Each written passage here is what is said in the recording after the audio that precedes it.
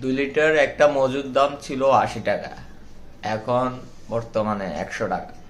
এটা যখন দাম বাড়ানোর পর এটা আর কমানো হয়নি, যখন এই দামটা বাড়াইছে 80 টাকা থেকে 100 টাকা। তো এই ফিলিস্তিনি ইস্যুতে মানে ওরা বলতেছে যে 100 টাকা করবে, এরপরে ফিলিস্তিনে সাহায্য করবে, এরকম কিছু সোশ্যাল মিডিয়াতে দেখলাম পোস্ট। সো ব্যবসা মানে সহানুভূতি দেখাতে গিয়ে যদি ব্যবসা করেন, তাহলে ব্যবসাকে আমরা বয়কট করতে কোনো দ্বিধাবোধ করব না।